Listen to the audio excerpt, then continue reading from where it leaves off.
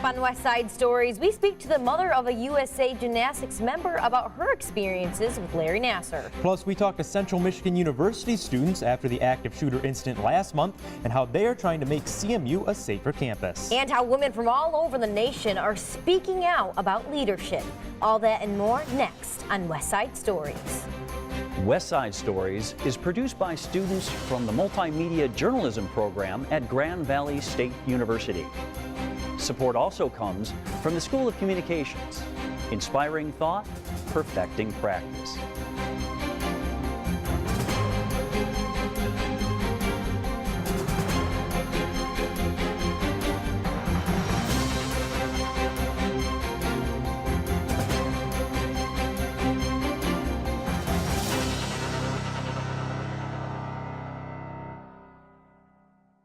Welcome to West Side Stories. I'm Preston Donikoski. And I'm Reagan Lissett. Last week we brought you an exclusive interview with Marissa Kwiatkowski, one of the reporters who broke the Larry Nassar story. This week, West Side Stories has learned that Kwiatkowski, along with fellow Indy Star reporters Mark Alicia and Tim Evan, have won the 2018 American Society of News Editors Award for Distinguished Writing, Digital Storytelling, and Photography. Recent revelations that Larry Nassar's boss, former Michigan State University Dean William Strample, may have been guilty of criminal sexual conduct has kept the Kwiatkowski story in the news. In keeping with Kwiatkowski's determined effort to help the victims of Larry Nassar, we'd like to bring you a statement recorded last week from Kristen Myers-Chapman. Myers-Chapman is the mother of one of the gymnasts treated by Nassar. My child was one of those children that didn't realize what had happened to her. So of course we followed the story very closely. Larry was very beloved to us. We were his patients for 6 years. I have texts on my phone from him right now. So when the story first broke, I was very concerned, and surely they must have made a mistake. And as the story progressed, we followed it very closely and soon came to that realization. But throughout all of the sentencing, hearing the stories, that's when my daughter got her voice. So to your point, it took a voice to raise up other voices. And so my daughter was finally to the point where she could say, it happened to me and I need to do something. And so she did. And as a result of that, just following those statements very closely and seeing what was being said online, one point of view that I felt was really missing was that of the parents. There were so many vile statements being made about the parents and blaming the parents. This is their fault. Clearly, they're just those crazy gym moms. I was not a crazy gym mom. There are those, trust me, I lived with them for 13 years. But, you know, every parent that I knew that had sent their children to Larry, and I can't even count on two hands how many of my friends sent their children to Larry. We were so blessed to have the best of the best in this state. How in the world can we now be the victims of blaming and shaming, victims of betrayal, not victims of sexual assault personally, but I was betrayed. I entrusted my child to him. And so that point of view was a perspective that I hadn't seen a lot of. So I wrote a letter. And honestly, guys, I thought it was going to be in the Grand Rapids Women Edition magazine. But I have a friend who had a contact at the Indy Star. It actually was first published in the Indy Star. And then it was picked up. It actually was picked up globally. And so my recommendation, I'm not a journalist, I'm a marketing manager, so I definitely stay in the communication space, but don't be afraid to use your voice. If you see a point of view that's missing, explore that. That's what I did. I'm just a mom who really felt for all of the other moms that didn't have a voice. There are many of those moms that are hurting and feeling the pain of what happened to their children. And so hopefully my voice was able to give them a voice to speak up against what happened to their children as well. So thank you for your work. I know the impact it had on me personally, not gonna cry, and my family. And had it not been for you, this really would not have come to light in the way that it did. And children are now being heard because of you, and I think that's a really critical component. We need to listen to those voices and we need to believe them. So thank you for having me. Once again, that was Kristen Myers-Chapman, mother of a gymnast that was treated by Larry Nassar, speaking at a sit-down interview with IndyStar reporter Marissa Kwiatkowski and GVSU professor Jeff Kelly Lowenstein. Things are finally starting to get back to normal for students from Central Michigan University after the tragic shooting last month. Reporters Linnea Martinez and Alexandria Kelly visited the Central Michigan campus to talk to students about what they experienced that day. I knew people were dead at that point. I didn't know who, I didn't know under what circumstances, but I just knew I had to stay where I was. Last month, students from Central Michigan University experienced the unthinkable, reports of an active shooter on campus. Alex Tinker, a student at CMU, was with her roommate when she heard the news. And she's like, there's a shooting. And I was like, where? And she was like, here. The shooting took place in Campbell Hall, right across from Tinker's dorm. She said that most of her updates came from the news. And we're like looking online, like trying to figure out what was going on because like we had no clue like who it was, what they were doing, where they were, and like the reports were in the towers and we're right by that, so we were just kind of freaking out. Olivia Pajot was in her on-campus dorm when the school went on lockdown. We pushed our couch in front of our door, we locked our door, and we locked ourselves in our bathroom. And in there, I was just still like in like a dazed and confused state. My dad was like, turn off the sound to your phone. Like he was explaining like if there's gunshots, like it's gonna go through the wall, so don't be in your bedroom. Pajot and Tinker say they didn't know what was happening until early afternoon, almost 4 hours after they first got the call. Both thought that someone was targeting students.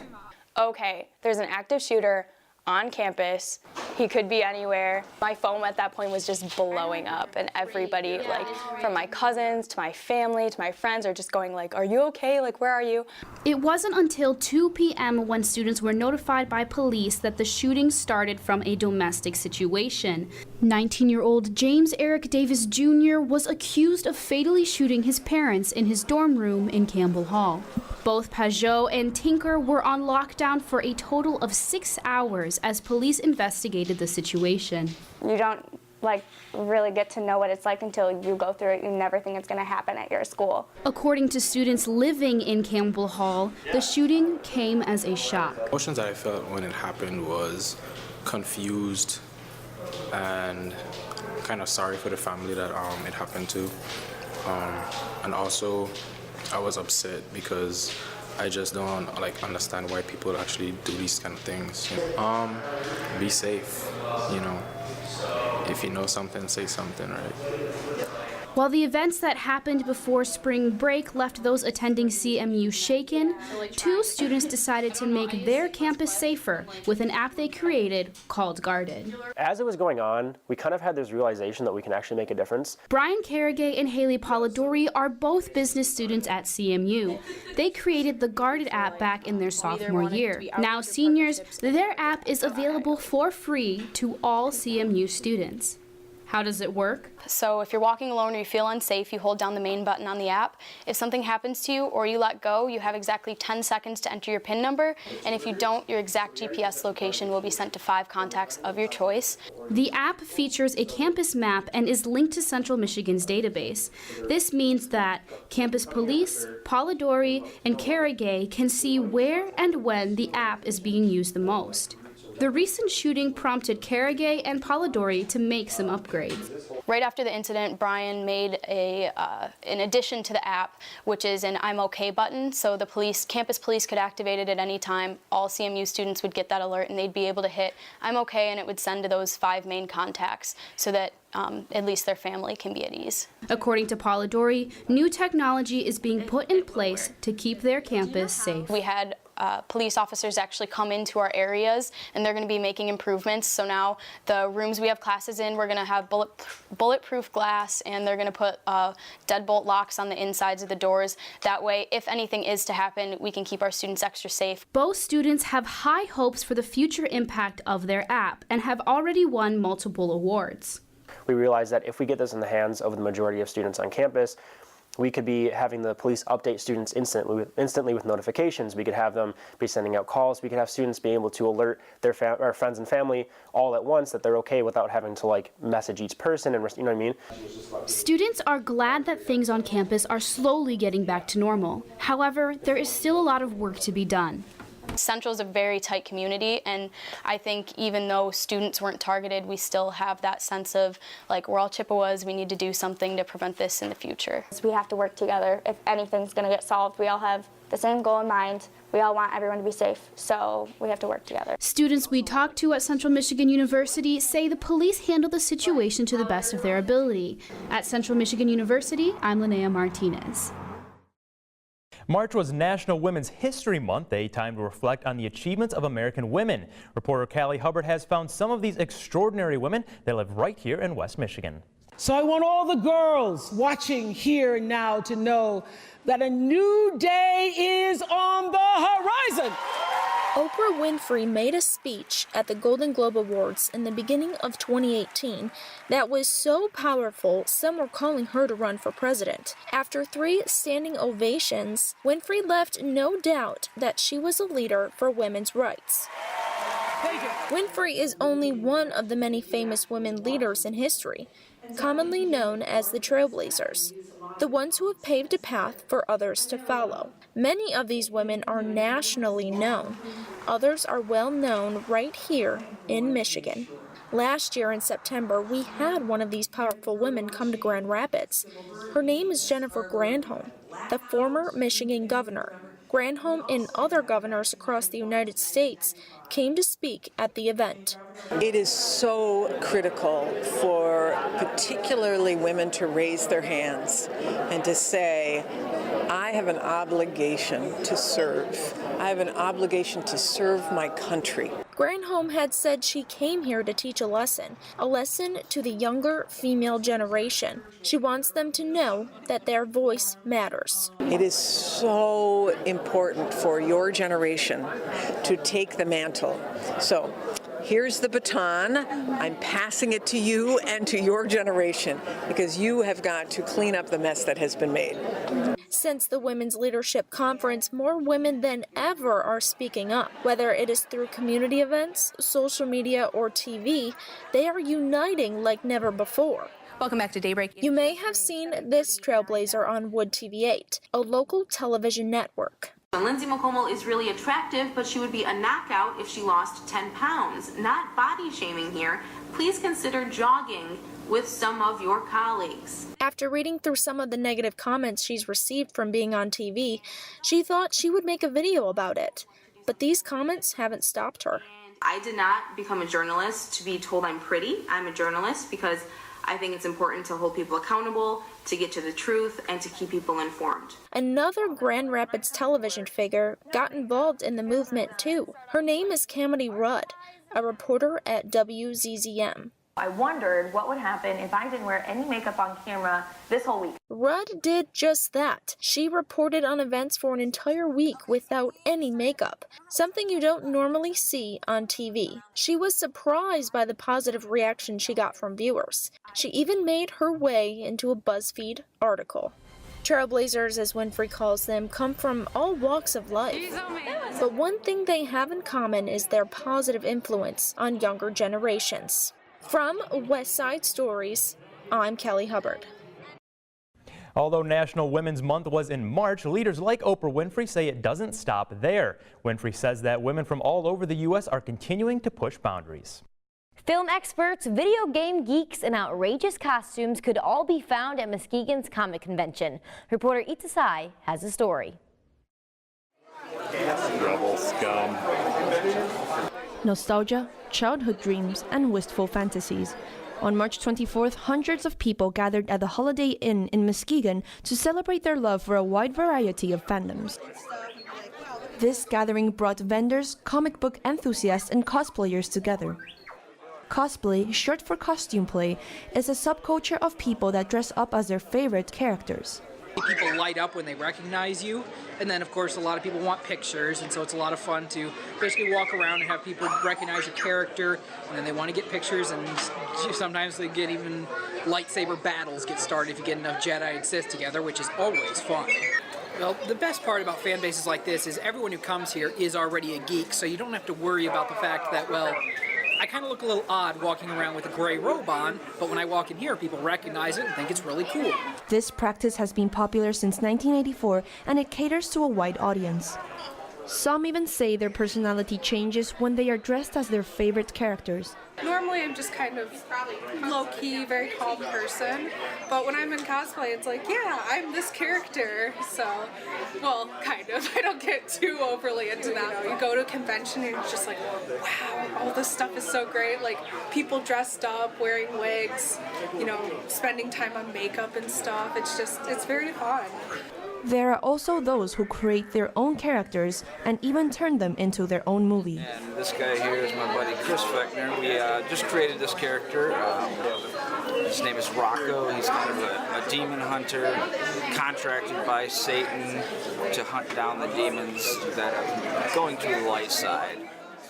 The so-called nerd industry is rapidly growing and becoming more mainstream.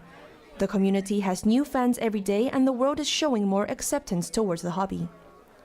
People were shocked when Kim Kardashian showed her inner geek side when she uploaded a picture of her recent hair inspiration, a character from the anime Darling in the Franxx. Conventions also attract artists that dedicate their craft to these fan bases, from leather customized pieces, fake weapons, handmade sculptures, special effects masks, to merchandise.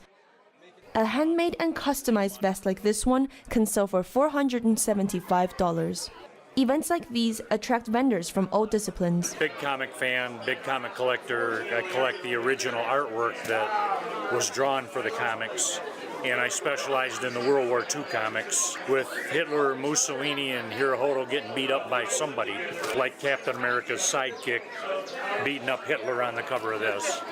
That was my personal collection. Be it for the young or for the adults, this community welcomes anyone of any age to join. A fun and exciting day for the geek community. Don't miss out on the next event. In Muskegon, I'm Untitled. If you missed this year's MuskeCon, don't worry, it'll be back next year, bigger and better. So Preston, what's your favorite superhero, and what would you dress up as? That's a loaded question. I'm still really gonna have to think on that because I have too many ideas DC, going around in my head. I think I'm Marvel. I'm Marvel okay. personally, but we'll come back to that. And according to the National Center for Education, nearly 6% of high school students will drop out of school. Justin Pelham reports on how the Michigan Youth Challenge Academy provides a unique experience to help some students get back on track. I was at rock bottom and I wanted out. Every cadet's story is different, but they all have one thing in common. They decided to get themselves back on track by attending the Michigan Youth Challenge Academy. Well, back home, I was getting involved with a lot of street activity, I guess you could say. Every day, skipping school. Last grade I completed was 8th grade, and I just didn't care about school anymore. You know, going out, having fun, and getting money was my priorities. Run like a military academy, some young people, like Kruger, thrive in this kind of environment. Others don't.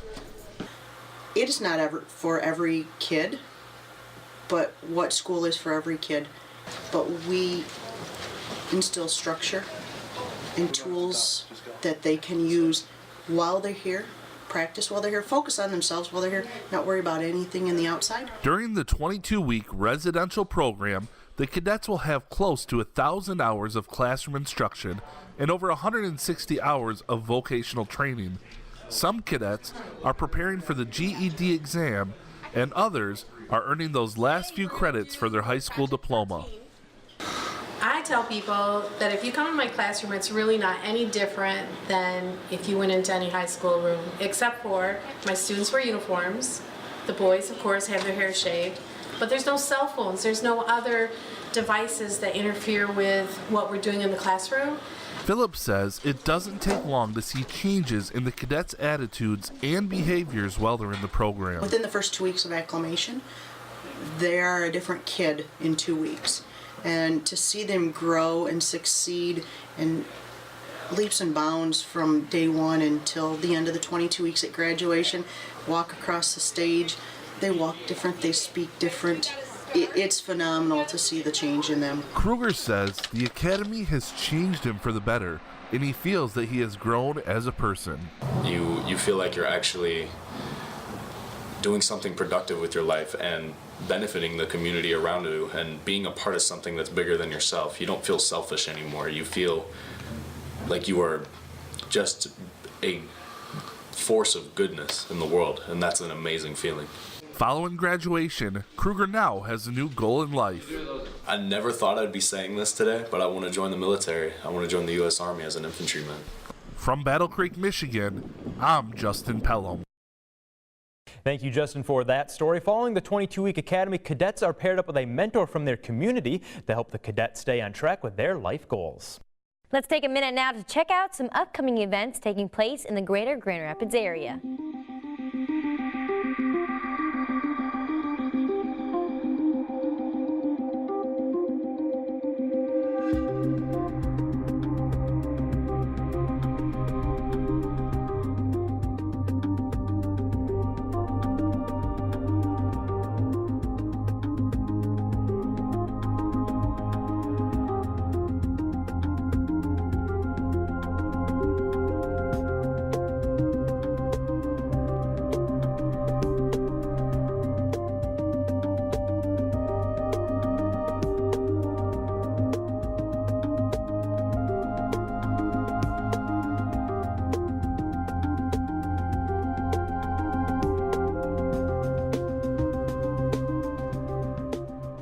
We've got a sweet story coming up next that I know you'll appreciate, Preston.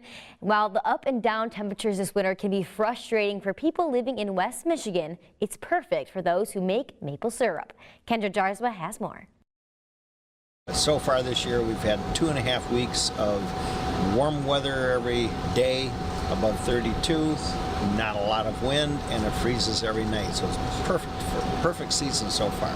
Making maple syrup takes a lot of work, but this year's weather is almost perfect for it. Bill Martinez has been making maple syrup since the early 1990s and does it just for the love of making maple syrup and sharing it with friends and family.